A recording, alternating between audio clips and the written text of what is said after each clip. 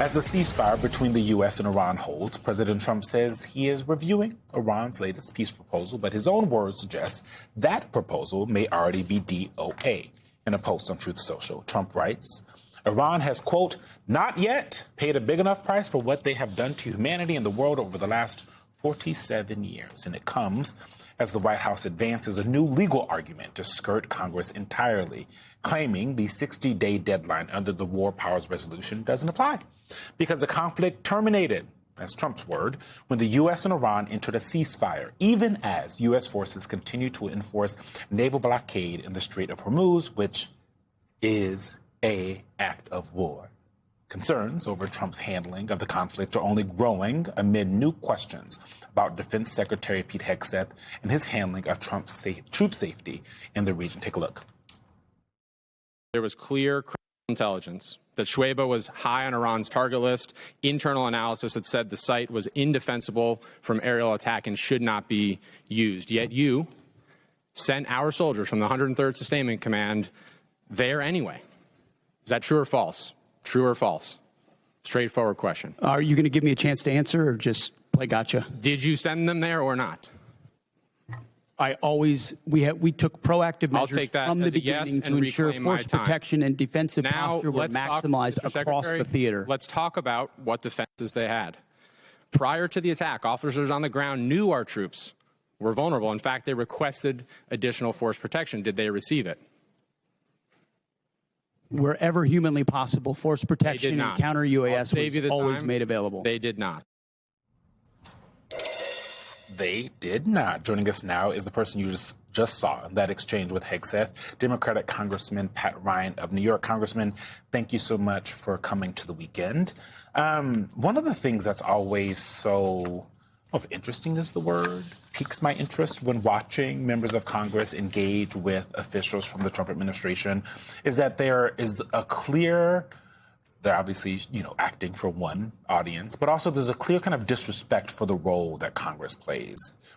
If you went to school in the United States, we all probably saw Schoolhouse Rock. The kids nowadays, they probably don't watch that.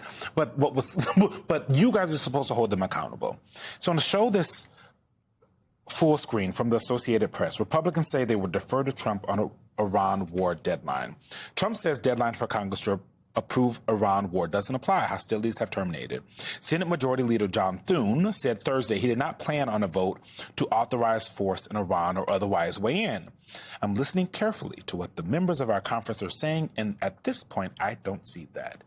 The reason that the administration officials sit across from you guys and sometimes tell you off or be disrespectful is because Republicans have made clear there is no accountability for this administration and what they are doing. They're just going to let them do it and go along with it.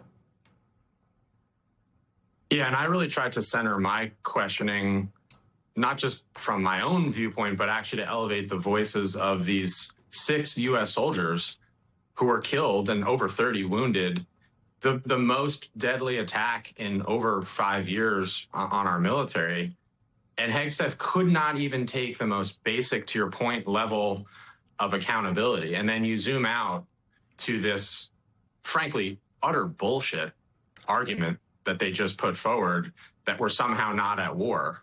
Tell that to our troops that are still there, 50,000 plus in theater, including many thousands that we've continued to surge in, and tell that to the American people who are paying near $5 a gallon now at gas stations across the country. And it's absolutely disconnected from reality. And my Republican colleagues are just pathetic at this point. They're ignoring their constituents. They're ignoring and neglecting our troops at risk, all in fealty to Trump, who's more unpopular, by the way, than he's ever been in history. Well, to your point, Congressman, the Washington Post, ABC News Ipsos poll conducted April 24th to 28th asked whether people think that using military force against Iran was a mistake or the right decision. 61% say that it was a mistake. 36% say that it was the right decision. But getting back to your point about the BS excuses being made by the administration, Here's what the president had to say yesterday about the War Powers Act being unconstitutional. Watch this. In your letter to Congress, you said the hostilities in Iran that started have been terminated. How can you say that given that the naval blockade is still being militarily enforced? Well, it's a very friendly blockade. Nobody's even challenging it. Nobody at all is challenging it. Just so you understand, many presidents have been involved in things that are very big. They never had to go through anything with respect to Congress. They considered it to be totally unconstitutional. Now, Congressman, there's a difference between presidents ignoring war powers resolutions, ignoring Congress's role in declarations of war. It's another one for the president of the United States to just say it's unconstitutional. Is he right?